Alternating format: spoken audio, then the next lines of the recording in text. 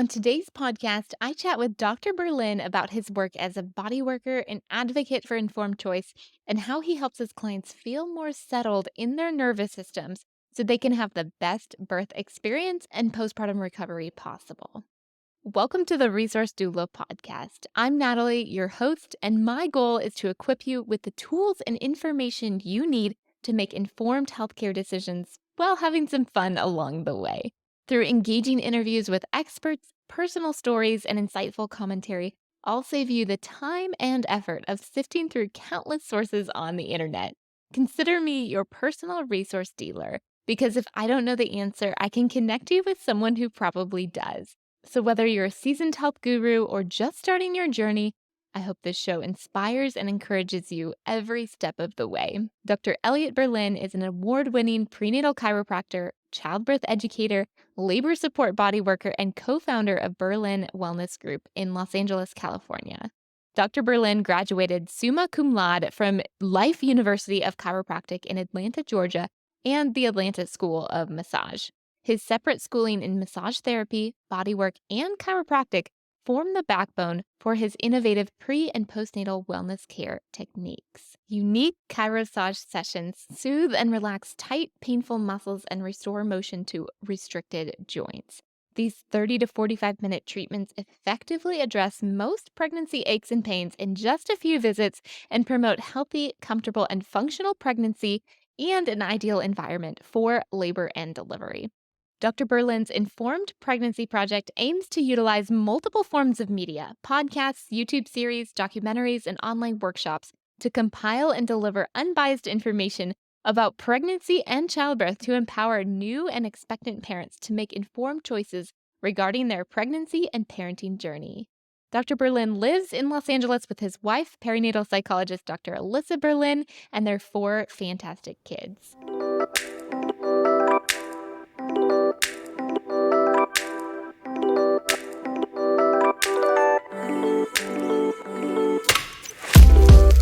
Dr. Berlin, welcome to the Resource Doula podcast. Thanks so much for being here today. Oh my goodness. Thank you for having me.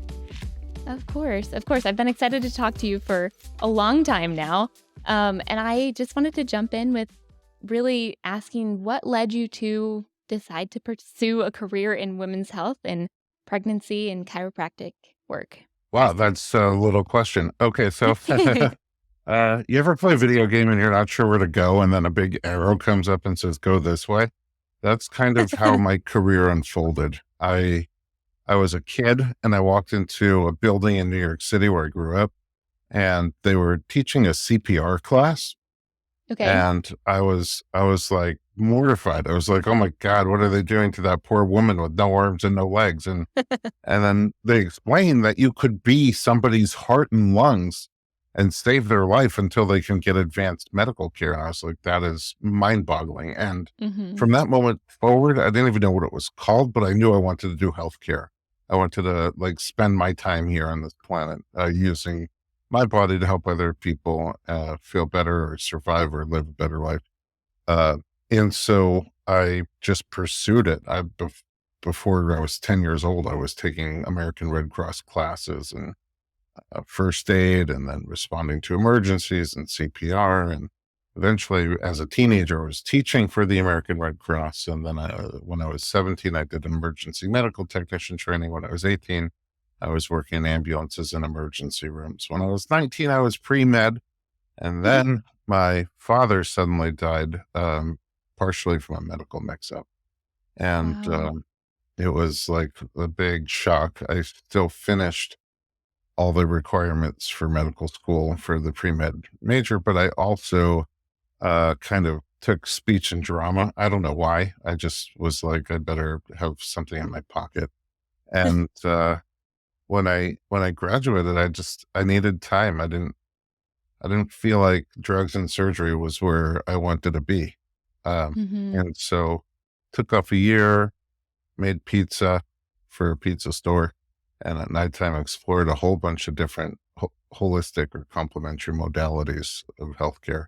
And I fell in love with chiropractic and massage together. The fact that the nervous system controls and coordinates, every cell and organ in the body and that sometimes the nervous system has impairments that you could sort of unlock and allow it to doctor itself better, was very powerful to me.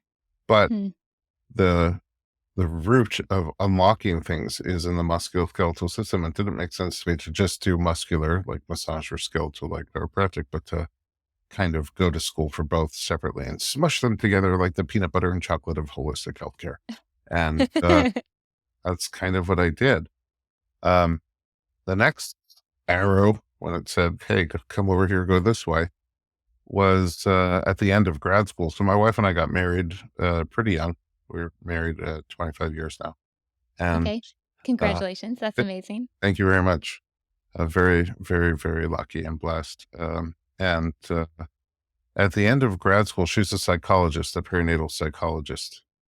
And when we finished grad school, we were just like, oh, let's, have a kid. It's about a good time for us. Uh, Yeah. and so we followed all the directions, and no baby came out. And we kept following directions, and still no baby. And Hmm. we ended up going down the slippery slope of assisted reproductive technology from the medical field. And years, like 3 years in that system. And at the end of it, they just said, "We don't think you're ever going to have a baby together, and we don't know why. So you should consider alternative pathways to parenthood." We were young. We were like 25 and 27. We were broke as could be. We had spent every dollar on fertility treatments that didn't work. Um, it was a roller coaster of emotions that kind of taxed our relationship, our personal health, everything. And so we were Hmm. just broken, broken. So we decided not a good time to become parents anyway, perhaps. And so we just said, hey, let's work on a relationship and find that spark again and, fan the flames and earn some money without spending it on fertility treatment. Yeah, And those are expensive. Oh my goodness. yeah, and no insurance coverage. And we're, again, grad students, no income.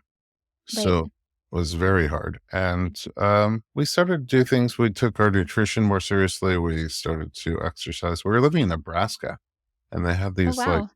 hundreds of miles of groomed bike trails, some of them, along railroads or lakes. Or it was just really, really beautiful. And we would just go for hours bike riding together. We had no kids. So on the bright side, there was nothing Yeah. just anchored to the house. So Yeah. it just it evolved. We started to meditate and do a little Chinese medicine, and then we moved to Los Angeles for my wife's internship. Okay. And while we were in Nebraska for our internship, we moved here for her postdoc, was kind of like a fellowship. Okay. And once we got settled in, we thought, hey, let's maybe explore alternative pathways to parenthood, whatever that meant. But we never got to find out because we found out we were pregnant. Oh my gosh. And That's then such a happy story. Oh my I gosh. think, yeah, good things come to people who wait. I think that's how that became my mama. And Yeah. then every 2 years we had another kid. We couldn't turn it off. So we have 4 kids now, thank God, and they're healthy. And they just, when it was the right time, they came. So Perfect.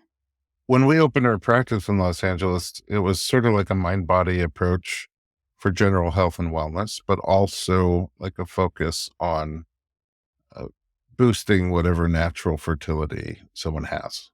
And kind of in the first year, a couple of babies came through that program. And after that, it just snowballed. There were babies everywhere. It was just raining babies. So, we found ourselves knee deep with patients who would say, we want to continue care. I want to continue care with you. And I didn't know very much about pregnancy in general. And certainly in the chiropractic realm, when I was in chiropractic school, they didn't teach very much about pregnancy, Hmm. both in chiropractic and massage. The bulk of the training, which was short, was essentially what not to do. Don't do this, don't touch that, don't press over here. Yeah. And I was like, oh, that's weird, but what do I do? You know? Right. And I've also learned that pregnant people aren't broken, fragile flowers. So Mhm. there's a lot not only that you can do, but that they need and can benefit from. And that just took time, So I would tell them, hey, I'm pretty sure I can work on you without harming you, but surely there's somebody who has more experience with pregnancy than me. But they wanted to stick it out. So I learned a lot on the job. I consulted a lot with people who had been doing pregnancy care before me around the country. And I just, over time, once the volume kicked in, I think I started to see more pregnant clients than anybody I know, certainly. Wow. And you just get a tremendous amount of experience. And that kind of snowballs into other things. Like if you have a strong relationship of, body work, and, I still do massage with most of my patients before an adjustment. So Hmm. our visits are at least 25, 30 minutes long, if not longer, every time. And I really get to know a lot, about where the strengths and weaknesses are in the musculoskeletal system. But sometimes massage therapist just becomes therapist, and you end up learning also where the strengths and weaknesses are in their own mind and spirit, and you really can sort of help them identify where those things are and give them tools to be able to bolster the strengths and fill in the weaknesses. And um, at some point, that turns into, hey, can you come work with me when I'm in labor? Uh, and I'm like, sure. Yeah, okay. And that just, again, another big arrow saying, come over here and support people in labor, which I never imagined or dreamed of. And after the first couple of births where I did body work is essentially why I was there. It just felt like if I was going to keep doing that, I should do doula training just to be better equipped. I remember at one point I was working on somebody and the midwife took a nap, and the guy who I thought was her husband went out to get some smokes and never came back, and at a birth What? center. Yeah. Oh, no. And so things started to pick up, and she looked back and she said, say something meaningful. And I'm like, I don't know. I just rub things and crack stuff. And that made me realize, like, well, maybe I should get some better tools if I'm going to be in this environment. So my wife and I Yeah, both did doula training together. that is And so cool. I mostly was there for the body work. Um, and when she did birth, she was mostly doing more specialized care for people who have struggles with anxiety or OCD, things like that, who could use different perspective in birth from a doula-like support person. That's how we got here. Wow, that's an amazing journey with Well, a thank lot you. of different twists and turns, and yeah, I am fascinated, like, my brain is going in a lot of different directions. I have a lot of questions to ask you, but what a unique positioning you have with all of your training, your past training, and then being able to leverage that in the birth world where it's so, so needed, like, that is just it's incredible. So, do you and your wife right now have a joint practice still? Yes. Yep, we Okay, do. how does that work? How Well, like, walk me um, through a typical day maybe, or, like, what someone would experience if they're coming to see you. so our practice, we have a lot of practitioners in our practice. Okay. We have several chiropractors who I trained in the technique that I do with the body work. And we have craniosacral therapist, massage therapist, acupuncturist, and my wife is the psychologist. So people sometimes just come in for one or the other, um, Okay. or both, or a series of things. We're all kind of independent, but we also all work like a team. So if somebody comes in for something and I'm like, you know what, that's going to respond a lot better to acupuncture, then I'll suggest that, and we have it right here, so they can just go get the acupuncture, or vice versa. Or if we try something 3 or 4 times, I usually expect to see a significant change, maybe not a Yeah. resolution, a complete resolution, but an improvement. If I'm not seeing improvement, I don't just keep doing the same thing for a year, either Mhm. switch a modality or do some imaging or try to figure out what I'm missing here. And so a lot of times, like, I'll have somebody that comes in and you start to work on the physical side of things and quickly realize there's the physical manifestations just where they're holding on to something much deeper, much more Mm, emotional. Um, and if I sense that, I'll ask. Sometimes they're ready to say yes, and sometimes not. But if they mhm, are, and it seems like something that they want to address or there is time to address, a lot of these things come up around motherhood because they're things from childhood. And so it's a heavy responsibility now to all of a sudden, be in the opposite role and be the one who has to care for a child and protect a child and take care of a child. And I think that transition, sometimes a lot of these things start to show themselves, the things that we've swept under the carpet over time. mm, Now it's like obvious there's a big lump under there and yeah. you're not fooling anybody. So that'll happen sometimes, and I'll recommend different modalities. Some of them that my wife does, like EMDR or somatic experiencing trauma therapies, or sometimes things that she doesn't do that we don't do in the practice, like hypnotherapy or other modalities, or sometimes, talk therapy or even psychiatry, depending on what's going on. Amazing. So, what would you say are maybe some of the more common manifestations of those issues? Like, if somebody has a lot of anxiety surrounding becoming a parent, how does that show up in their body, in their nervous system that you Oh, notice? well, the midwives sometimes say that a sizable portion of breech positioning is the body not quite ready, not wanting the baby to come down.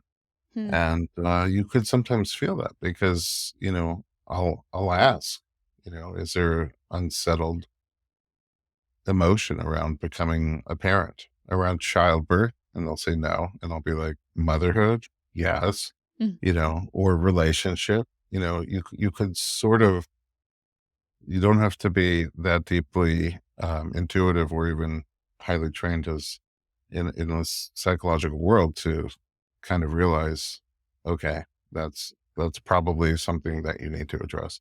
hmm. If you want to, you know, Right. I never push it. I'm just like, hey, is the component? I'll give you an example. That's not even motherhood or pregnancy related. I have a patient that I saw during pregnancy, and she part of what she was coming in for was this shoulder issue Okay. that had been plaguing her for years. It started with a very dramatic and traumatic car accident, and when she was just a young teenager, and she had done years of going to different doctors and therapists trying to resolve that issue with no luck. And she had done a lot of talk therapy with therapists, and she had done a lot of body work with physical doctors, and not really much improvement. Um, and I told her that, and this is true, after you give birth, you kind of have a small window of opportunity where you still have those pregnancy hormones that make you Hmm. a little bit more flexible, more moldable clay, but no baby inside you. And we can get access to some of the things we can't get access when there is a baby inside you. But a small window of opportunity to try to make long term changes from chronic things. And I think we just did one or two visits. And the downside there is it's very hard to get out of the house and make time for yourself Right. with Right. a newborn home. Anyway, now 2 years later, I did touch on one thing, which is, the scalene muscle where the neck meets the first couple of ribs. And it was just, she's like, nobody has ever pushed in there. And that feels like the source. And so she came back 2 years Mhm. later, ready to take care of it because it's really been bothering her more and more now. I guess with all the bending, lifting, holding, feeding, changing, all the things you do with kids exacerbate Yep. it. And on her second visit back, I went to dig in there, and she just got so emotional. So many tears started to come out. And I just asked, I'm like, do you think this is all physical, or do you think you still have some trauma in there from the accident? And then even more, tears Yeah. came out, and she's like, "Thank you for bringing this out. Like, Mhm. I never was able to find solutions, and so I just had to learn to live with it, but it's still there, and Yeah. now I wanna get rid of it." So, Wow. that's something, like, that I said, "Okay, well, here's a few modalities you can try." And it literally just happened this morning. So this is a one from today. Um, I see sometimes people have all sorts of traumas, whether it's physical abuse, a kid, or um, just recently sexual abuse as a teenager. Um, and they manifest themselves in a lot of different ways. I mean, Mm. when I talk to people who want a more natural birth experience, um, so at some point, if they're looking for insight, input, I'll talk to them about the difference between what oxytocin does to your body and what adrenaline does to your body.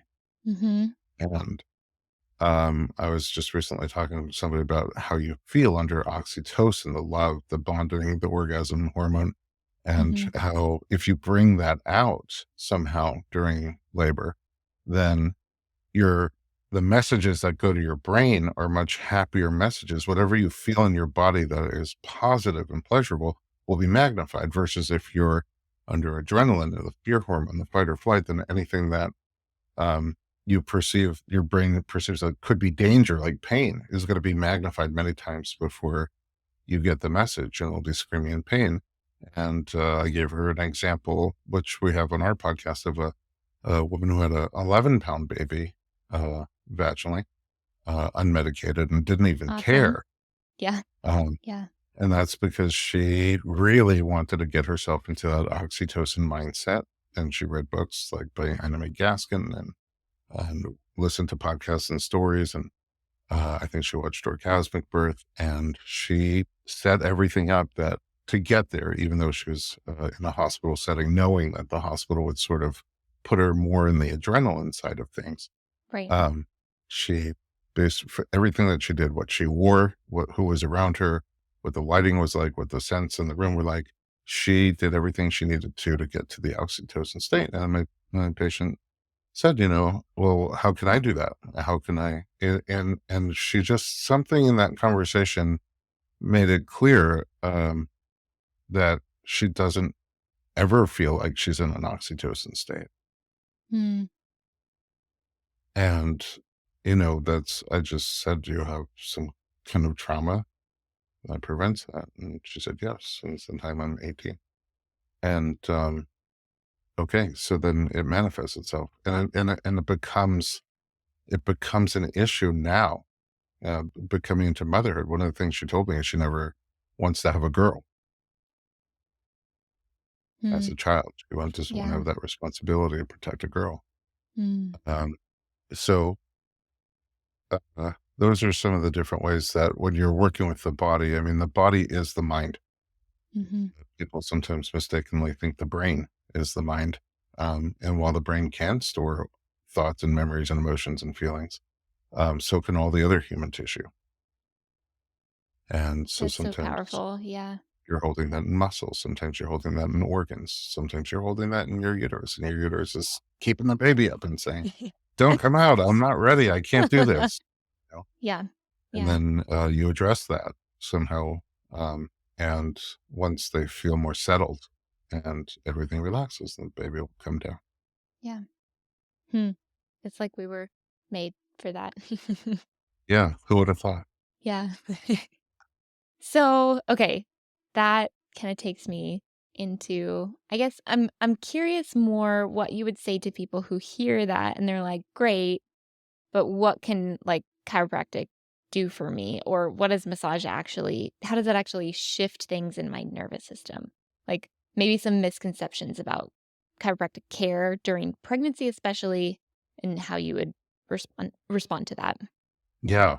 Wow. That's a multifocal question. I know, I'm sorry. I'll try to get all the pieces of it. Uh, in a timely fashion. So, I look at myself as WD-40 for the musculoskeletal system, right? So where things are Yep, stiff, tight, restricted, my job is to loosen them up and restore normal tone, get rid of the extra dysfunctional grip. And in the soft tissue, like muscles, tendons, fascia, we do that with massage. And we try to elongate the shorten muscles and restore normal length and tone there. And then in the bones, wherever two bones come together, they form a joint, and that joint should have motion. between the two bones. And if it's restricted, if it gets locked up, either partially or completely, then we adjust it and we restore motion between the bones around the joint. When we do it on both sides, we have a really nice impact on improvement in the musculoskeletal function. The other side of that coin is really duct tape, which is more like physical therapy, personal training, things that are going to find the weaknesses and instabilities and use exercise to strengthen up and restore stability to those areas. And then Yeah. that way, we like really have a complete musculoskeletal health and wellness. So then, when it comes to pregnancy, uh, I think that some things are caused by pregnancy in the musculoskeletal realm. And some things are just highlighted by pregnancy. Mm. Oftentimes we'll see somebody with an old tailbone injury from years ago, and you fall on the ice skating, you fall snowboarding, you fall off a horse, someone class clown pulls a chair out from under you, and you just hit the ground. It doesn't bother you. I mean, it's bad for a couple of weeks, but you're young and healthy and having a good time. You just go about life. And it doesn't bother you again until, second trimester of your first pregnancy. And now there's pressure trying to push back against that tailbone, but the tailbone has no mobility in it. Yeah. That can show up there. And then, of course, depending on how it's oriented into the pelvic outlet and how much mobility it doesn't have, when the baby's trying to come through there, and also what positions you're limited to in labor and birth. If the baby's trying to come through there, it can cause a serious slowdown in the birth, an obstruction to kind of the birth, but also end up, because it doesn't want to move, end up either being significantly bruised or even fractured. Uh, but if we know about it, then we can start to loosen up those tight tendons that locked into place to protect it whenever that original injury happened. We can do trigger points. We can even try to, if the anatomy is such that you can reach it externally, you can kind of just get into it and give it a little bit of mobilization. It makes a huge difference. I've had several people injure a tailbone in a pregnancy before getting care, and then coming back because that pain will start to act up again in the second pregnancy usually. Hmm. And when we take care of that, I've never seen a repeat injury. So, or even if we detect it in a first pregnancy, I've never seen the injury once we take care of it. Amazing. So that's Yeah. just like one thing. I mean, sciatica that comes up during pregnancy could be from the new sleeping position, all that pressure on your hips, especially if you're not a side sleeper. Right. Um, and rib discomfort, especially if you don't have the longest torso and your baby starts to occupy the full space, you run out of room in the womb. Positioning things are affected by your musculoskeletal, like when the baby runs out of space and wants to go head down. If it's stiff, tight, and rigid there, then it might be more inviting to go up under your rib cage with the head. So we don't turn babies manually, but we do restore function to the musculoskeletal system in a way that creates more functional space.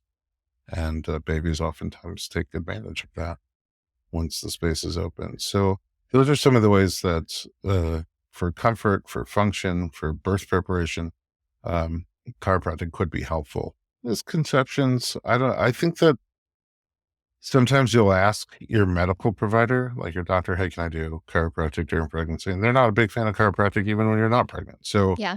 Yeah. um, I think in general, if you ask the wrong person the right question, you'll get garbage answers. So if I ask my provider, my medical doctor about ashwagandha, he'll probably say Gesundheit or something like that. I don't know about ashwagandha. So if we're going to a Right. pregnancy, Right. it's the wrong person to ask that question to. Hmm. And I would say a good number of my patients are medical doctors. A good number of my patients are obstetricians and midwives themselves.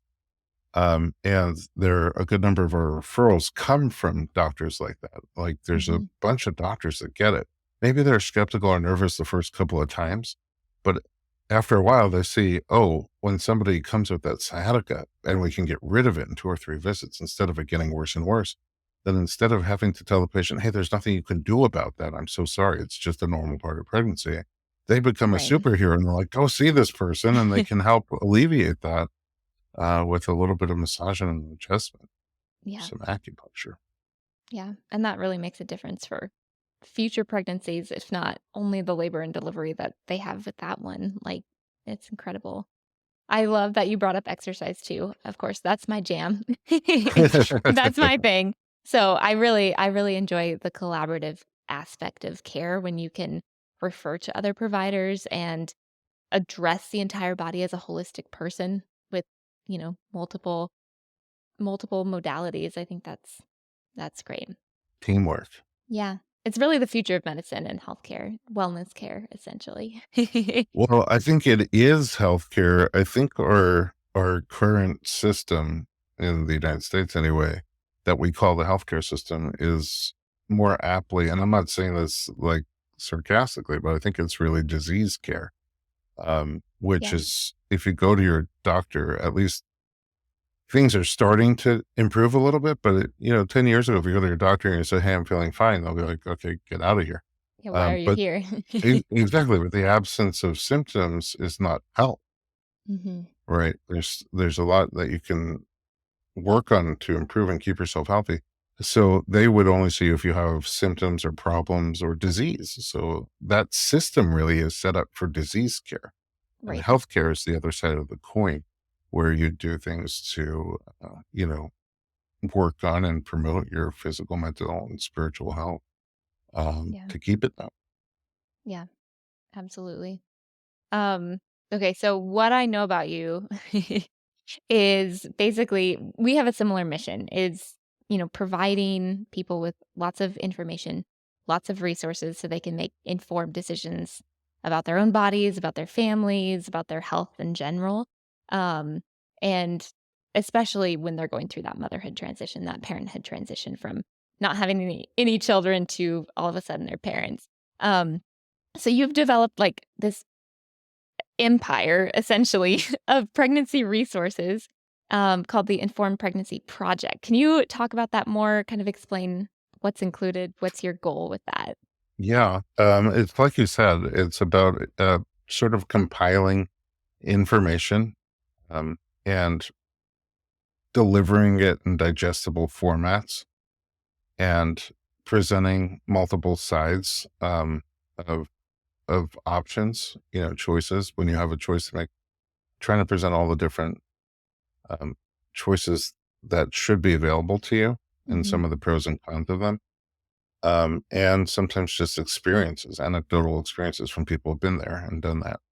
So it started very organically also. Just when I got into working with pregnancy, all these questions would come up again and again. I wouldn't know anything about it.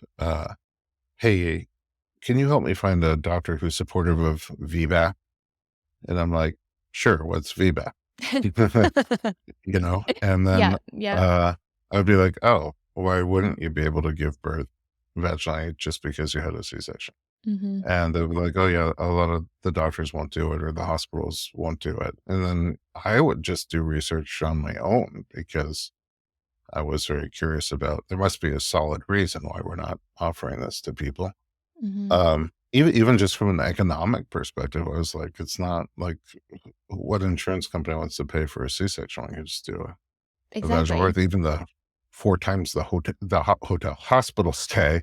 Um, why would they want to do that? And so, the more I'd research all these questions and come up with answers, um, I would start to compile them, and we started just a little magazine actually that we were printing and distributing all over the place with questions and answers and little articles. That turned into a podcast like 10, 12 years ago. Um, Okay.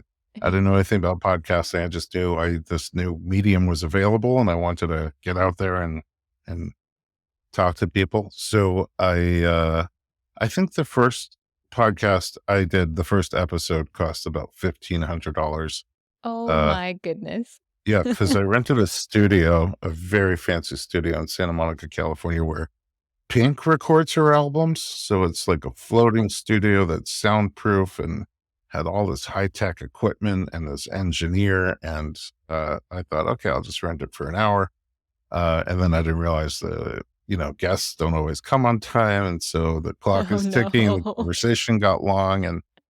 And then, you also pay for the studio during the time that the engineer is editing your podcast, which took a while. That's Yeah, it was like sneaky. 1,500 bucks for the first episode. I think I got the second episode down to 1,000. And I was like, okay, I could do this like 3 times a year. Yeah, And of course, yeah. now podcasting being what it is, it's a whole different situation. But it grew just organically. Like my co-host was pregnant with her first baby at the time, and she was so curious, and she was able to ask questions from the perspective that most of the audience was going to want to know. And it was just a great chemistry. And we essentially branched into 3 types of episodes. One is just an expert talking about a topic. So amniotic fluid or umbilical cord or placenta previa or anything like that. Um, and then birth stories. So that also became curious to me to sort of record people before they have the baby Hmm. and kind of get into what they're planning. And then after they have the baby and see how things went down and what they learned from the experience that we could also learn from the experience. And then over time, because it's Hollywood, we started seeing celebrity clients and, they would get benefit out of listening to the podcast. So if I would ask them to join me, they would feel like paying it forward and sharing their experience. So those are the basic types of episodes that we have. And then I was really compelled by that VBAC question.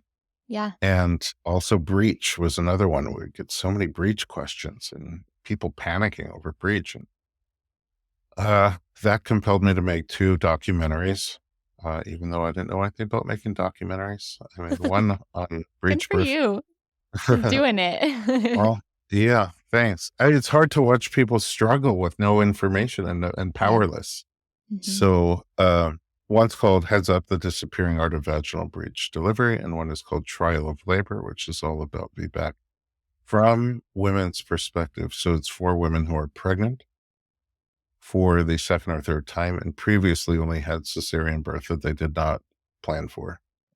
And we shot a lot of doctors and experts. And one day it just became clear to us if we cut out all those talking heads, the story is so much more powerful Mm. coming from a woman about her experience and about this journey, because they were all pregnant while we shot Yeah. this journey to try to have a more empowered birth experience. And it came out, and the guy who directed it with me, his name is Robert Humphreys. He's a really very talented cinematographer, director of photography, and it just came out. This cinematography in there is very, very well done. And then it was like striking a match. We came out with this documentary and there was so much noise about it and people were doing screenings and all this conversations online. And then I don't know, a year later, I was getting these messages from people saying, "Oh, I loved your movie Trial of Labor. I wish I saw it before I had my second baby." Mm. And I was like, wait a second, I made it So so that you that you could would. see it before you had your second baby. It was like Yeah. painful. Mm. Um, And so I reached out to Ricky Lake and some other people. Like, how do you get your movies? How do you keep them alive and out there and ahead of the audience before they have to make the choices? Yeah. And a lot of the filmmakers said same issue. Came out with a big bang and then just fizzled out. And it's hard for people to find them and to watch them. They're all scattered in different places and got to become memberships of all these weird subscription services. Services. And, and some of them seem shady. Like I'm probably going to have to cancel my credit card next week. Uh, Yeah. and that just gave me an idea. Like there should be one place where all these things live together, where everybody can access them. Anybody with the internet can access them. They shouldn't be cost prohibitive. It's important stuff. And so that gave rise to Informed Pregnancy Plus, which is a streaming site at informedpregnancy.tv. And we have a lot of those iconic films: Orgasmic Birth, The Business of Being Born, These Are My Hours, Mama Sherpa's Breast Milk, The Milky Way, but also a whole bunch of more lesser known films that are pretty important too.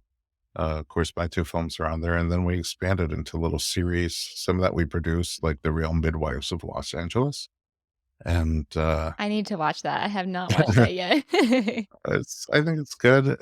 My Birth, Baby Book Nook, where we do book reviews of a bunch of the parenting and pregnancy books, and we have a whole mind and body section with yoga and meditation and exercise and belly dance and all these Awesome. different things for the mind and body and workshops. So my wife has a workshop called The Afterbirth Plan, where you plan for afterbirth. The subtitle could be How to Still Like Your Partner After You Have a Baby Together. Um, So and then important. we have sleep on there, nutrition on there. And it's just, it's, I think, priced to be affordable. It's just around $7 a month. And it's on Apple, Android, and Roku, so you can access it from pretty much any device. And we're just constantly adding more stuff there. And the feedback is so good. Like now people are getting lots of information uh, before it's too late. And that just Good. makes me feel great. And the last thing is our blog. We have a great head of content. Her name is Rose, and she's just a great writer. And she's a great way of connecting with people, finding out what their secret superpowers are, what they know that we need to know, and putting it into a blog article that is also easy to digest. So that is the Informed Pregnancy Project. And one day down the road, I will sleep for a very long time. Oh, man. Yeah, those big umbrella projects are so necessary, but also so time consuming. So I'm sure it's Yeah. a ton of work on the back end, but it's an amazing resource, and that's what I'm all about. I mean, obviously, my podcast is called The Resource Doula. I give people resources, so I'm happy to have another resource to give people. Um, Thank you. yeah, yeah, of course. Okay, kind of going off of that, I have another question that informed consent and informed choice, obviously informed pregnancy is your thing. How does Yes. that show up in your work? Even if you're going to a labor or you're working on somebody prior to or after, like how would you define informed choice for motherhood, for parenthood? Um and maybe like what you would hope to I do have loaded questions, I'm sorry. What you hope to see in the future for like options because education is power, right? Knowing options is powerful for people. So, does Yeah. that if that's not too long of a question. No, not at all. I learned a lot about informed choice over the past 20 years as a practitioner. Um, you have all these ideals and I sometimes want something for somebody so badly Mhm. that they don't want for themselves. Yeah. And at the end of the day, it's not about what I want, it's about what they want. And it the nuances that go along with that, the learning curve that goes along with that, has been huge for me. You know, I sort of I I sort of dislike the early practitioner who was me, Mm. in terms of that because I kind of had an agenda, and I was like, "I'm gonna help you out. You're thirsty. Here's water. Come get the water." Mhm. And it comes from a good place, but um, it's it it's something that required experience and maturity to realize um, that's not informed choice. That's me thinking I know what's best and trying to Mhm. lead you there. I think it's So pretty common in a lot of practitioners. We when we know better, we do better, right? So, totally, and but so I come from a place, even with what happened to my dad. I don't dislike medicine, drugs, and surgery. I appreciate them, mhm. but I realize their strengths and their strength to do good and their strength to do harm. And so I just didn't want to be the one in that space practicing drugs and surgery, but I respect them and I think they're great. And I think, look, on the one hand, I think the only thing sadder to me than a cesarean that's pushed on someone who doesn't need one and doesn't want one is someone who needs one and doesn't have access to one. Mm, yeah. So it's an incredible tool. Mhm. Um, but you sometimes see it overused or people pushed into it who don't really want it and, arguably don't need it. And I think that oftentimes it comes from a good place. I don't think medicine is bad. I don't think doctors are bad. I think it comes from a good place where they're like, no, no, if you were my daughter, I would do this. We Right. should do this. We have to do this. But that's not really how it's supposed to be. It's supposed to be like, here's all the choices. And here are the pros and cons as I know them. Here's data. I have a doctor who does a lot of second opinions for people. And his whole thing is he doesn't make a decision for you at all. It's like, if you want to know, the latest data on I don't know, placenta previa with however much of a gap you have between that placenta and your cervix, it's going to give you that information. If you want to know the pros and cons of doing a VBAC, uh, with your circumstance, whatever that is. It's going to give you the pros and cons as we know them. Cholestasis, should we, because you're having a reaction, a gallbladder reaction to the pregnancy. Is the baby in danger or not in danger? Even the idea of danger is a personal idea. What Mhm. somebody might consider dangerous, somebody else might not consider it. Like risk. What is Yep. risky? Is a 1/4% chance of X, Y, or Z happening risky? Well, one person would say, I'm not taking that risk. And another person says, I'm definitely, that's 99 3/4% chance that's not going to happen. So Yeah. yes, please, you Right. know? So to me, informed consent is saying, oh, here's all the choices and here's all the data that we have. None of them are usually 100% safe without any Yep. possibility of something going wrong. So here's the option. So if you have a breech baby and you want to deliver that baby one way or another, what are the pros and cons of the vaginal birth versus the cesarean birth for breech in general, but for you in particular? Have you had Mhm. a vaginal birth before? Is your baby butt down or foot down or transverse? Is the head extended back or not extended back? How big is your baby? These are things that are just vary from person to person. You can't just do one generalized study and apply it to everybody and Right. say, okay, now you don't have the choice. Nobody has the choice. Mm. So I think that informed consent to me means whatever the things are that, on your path forward, wherever you have to make a decision, somebody's sitting down and explaining to you what we know, what the choices are and pros and cons. Even heads up, I have a lot of patients that deliver their breech babies vaginally. But when I recommend that they watch Heads Up, it's not because I want it to convince them to have a vaginal breech birth. A lot of people watch it and they're like, yeah, I'm definitely not doing that. And that's Yeah. great. I Yeah. want you to have the information and see what Mhm. appeals to you. Yeah. I'll give you an example, even just the way with VPAC, when we say, okay, well, the main risk is that the scar on the uterus is gonna open up, Right. you're gonna rupture, which I think is an evil term. But Yeah. um, if I want to push you in the direction of doing the VBAC, I'll say, oh, it's about 1/2 of 1% of a chance that that's going to happen, which sounds very, very tiny, Mhm. right? And if I want you to go for the C-section, I'll say, well, about 1 in 200 people have this uterine rupture. Well, 1 in 200 is the Sounds like a same lot. as, yeah, I know 200 people, Right. you know, Right. but that's the same as 1/2 of 1%. Mhm.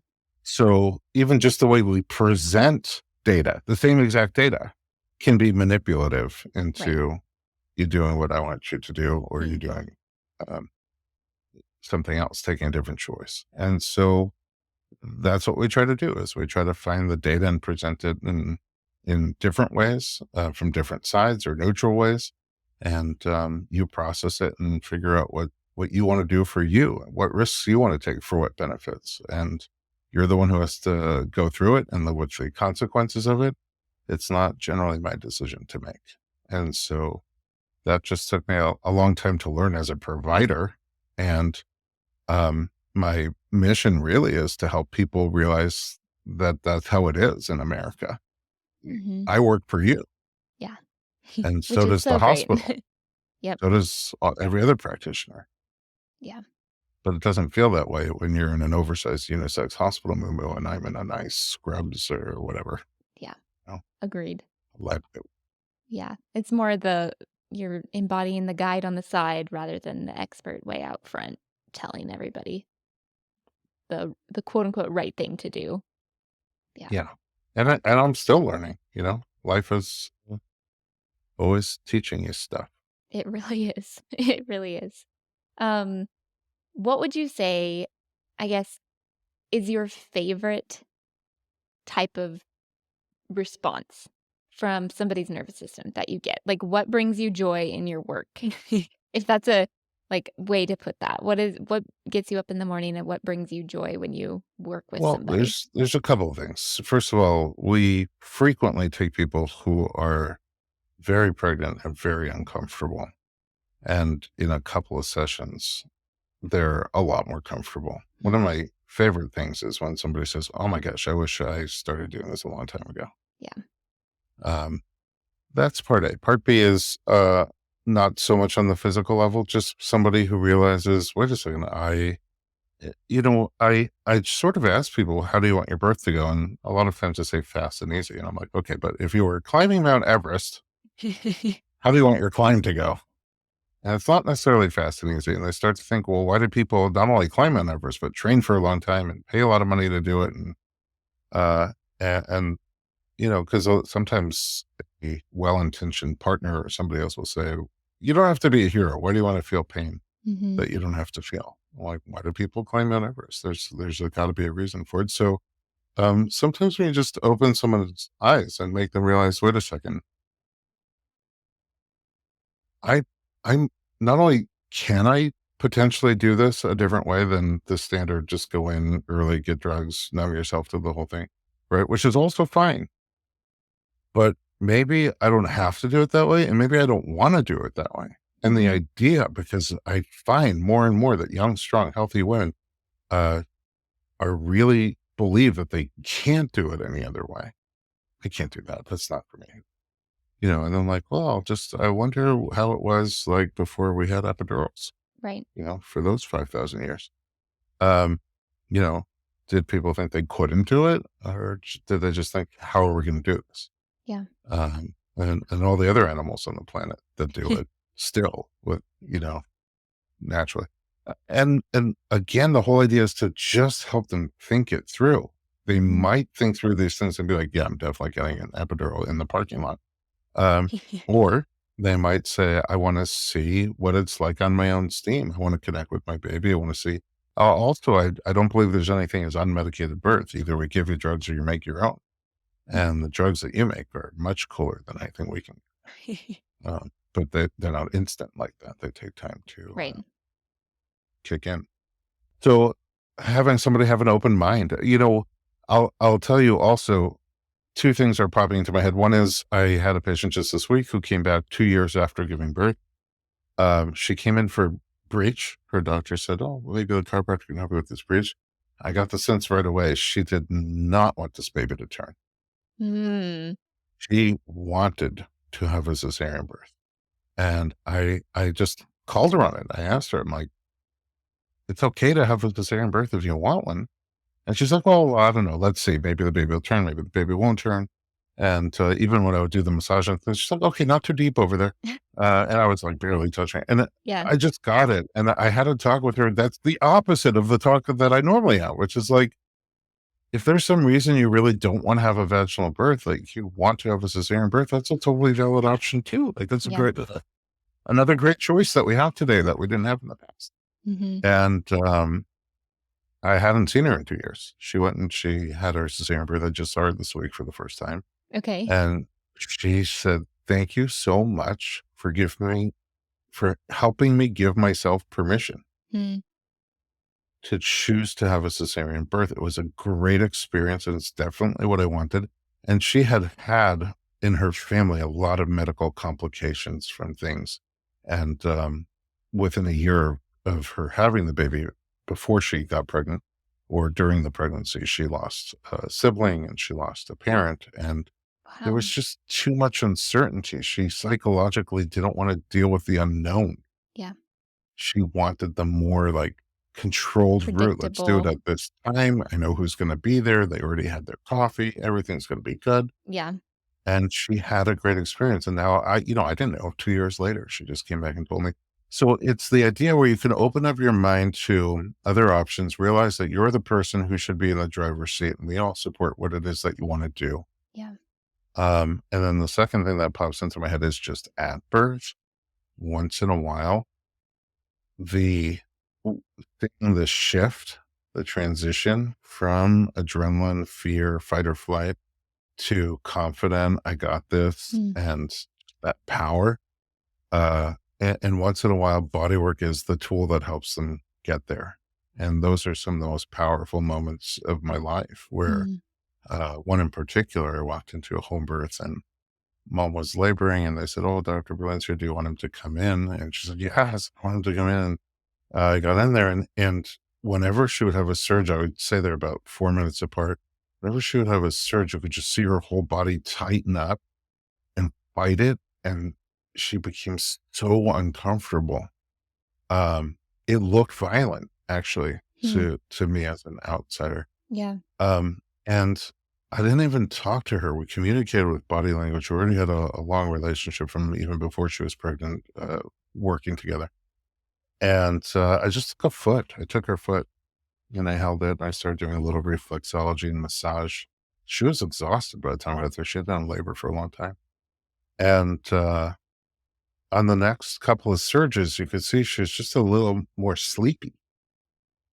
And there was one eventually where the surge came and she was too sleepy to like jump up and fight herself. And on that surge, on that moment when she realized that if she's not fighting herself, it's a lot more tolerable, Hmm. that was the moment of change. And after that, she would feel it coming and not be afraid, surrender into it. And each time she just got more confident and you could start to see oxytocin surging around. So if there's a moment that is like powerful to me in my mind, it's those. There's Hmm. several versions of those over the time that I used to do birth work. Amazing. Yeah, I feel like there's a life lesson in there somewhere, just in that example that you shared. It's very powerful. I think you were saying like 5,000 years ago, what did we do? Did we fear birth? Did we like question it?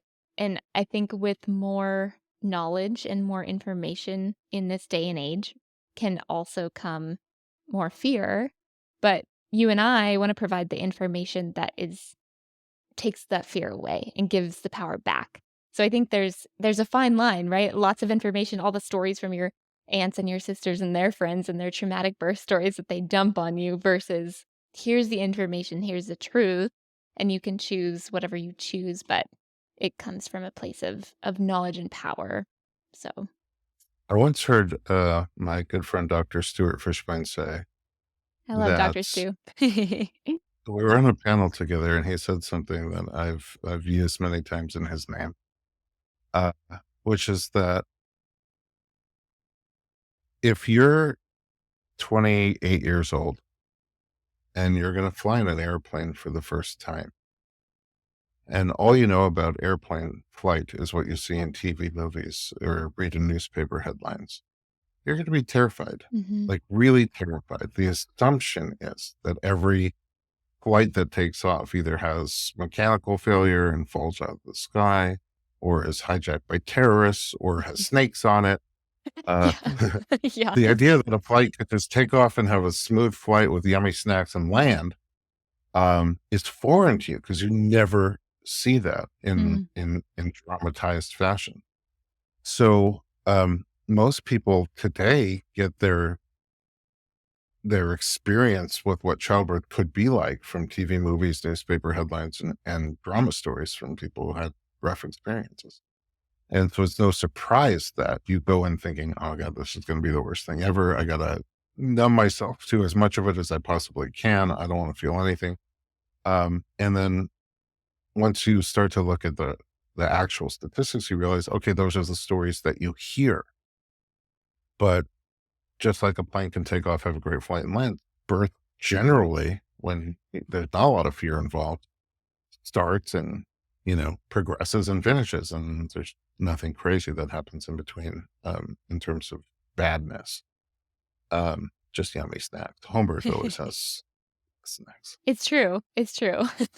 All the home births I've been to, there's good Yeah. food. When people are like, "Hey, come to my birth," I'm like, "Where are you giving birth? What's the snack section?" Yeah. Gotta make sure. Oh, man. Okay, we'll start kind of wrapping up here. I wanna know your number one piece of information for our listeners. What do you want everyone to know? Um, I want you to know that it's your journey, and um, there's no right or wrong. If you gather information and absorb it and study it and make a choice, that's the right choice. You can't ever look back and wonder what if. And Yeah, you got to surround yourself with people who support you in your choices. I love that.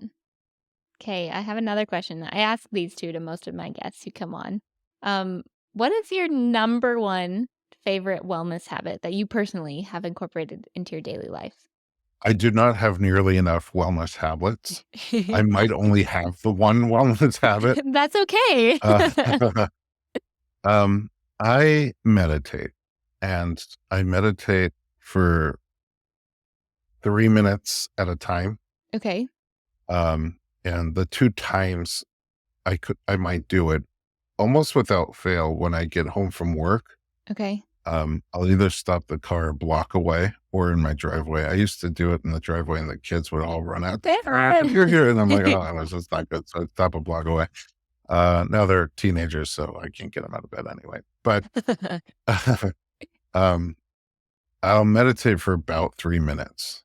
I'll turn off the car, close my eyes, and take some deep breaths and just count or something to clear my mind, like rebooting a computer before I go into the house, because I work a lot. I see patients 10 hours a day on average. I work on all the media that we talked about every single day. Mm, And I try to be present with my kids for their school and helping them with their homework. And I never liked reading English literature, even when I was a teenager. So it's not much more fun this time around. yeah. Uh, but if I take all that in with me, there's no capacity for me to really be present Mm, with my wife and with my kids. So my favorite thing when I do it well is that 3 minute meditation. And then the other time is sometimes I'll do it right before bed. My instinct is I got to get on my phone and handle a bunch of loose ends, and then I don't get a good night's sleep. If right. instead I just close my eyes and meditate for 3 minutes, I get a great night's. You probably fall asleep during that 3 minutes, I'm guessing. Oftentimes, yes. Yeah. Oh, that's a good one. I will have to incorporate that in my daily routine. I think I could use that. Okay, I'm gonna get your number one, but you probably have a million of them. So Oh, I'm man. gonna. Well, lately it's been walking. It's just been getting outside and walking because Mm. it's getting colder here. I'm in Alaska and the snow is like halfway down the mountain already. Oh wow. Oh So yeah, because now it's September. The cruise ships have stopped exactly. Yeah, so we're pulling not in. even at the end of September and I'm assuming the snow will be on the ground by like within a month or 5 weeks from now. And so just like the work that it takes to get out the door, go for a walk regardless of weather has been really beneficial for me. So Wow. I crave walking, and I have no excuse. I'm in Los Angeles. yeah, you've You got know, perfect weather every day. like winter is 55 degrees, Yeah, that's shorts and above t-shirt zero. weather. Oh, man. Well, Um, thanks for sharing. yeah, thanks for asking. Can you tell our listeners where to find you online? And if they are local to Los Angeles, if they wanna come see you, how would they do that? How would they book with you? Oh, sure. So, all of the Informed Pregnancy media, the podcast, the blog, and the streaming service, you can get from informedpregnancy.com. The streamer is on Apple, Android, and Roku, and the app is called Informed Pregnancy Plus. And Instagram is where, if I'm going to be on social media, that's where I check once in a while. And I do respond to pretty much everybody who reaches out. So if there's any way I could be helpful in anything, I will always try. And in Los Angeles, we're in the Miracle Mile area. And if you want to learn about our services that we offer, you can visit drberlin.com. It's DoctorBerlin. Just on Instagram, it's the same, Dr. Berlin spelled out. Perfect. And I'll put all the links in the show notes for this episode as well so people can easily access them. Sweet. Thank you. Yeah. Well, thank you so much for spending your time and energy with me today. I so appreciate it. My pleasure. It's really special to connect with one of the teammates I've been working with for a long time, but never met. Yeah, agreed. I love chatting with Dr. Berlin. He is such an amazing resource and he has a way of working with clients so they feel safe and empowered, which is exactly what you want in a healthcare provider. My top takeaway is that our bodies remember, and it can be so helpful to work through past traumas so that we can heal our bodies and our minds. I hope you enjoyed listening to him as much as I enjoyed interviewing him. Be sure to check out his website and the Informed Pregnancy Project. All the links and resources he mentioned are in the show notes for today's episode. Please remember that what you hear on this podcast is not medical advice, but remember to always be an active participant in your care and talk to your healthcare team before making important decisions. If you found this podcast helpful, please consider leaving a 5-star rating on Spotify or writing a positive review on Apple Podcasts, as this really helps other people find the show. Thanks so much for listening. I'll catch you next time.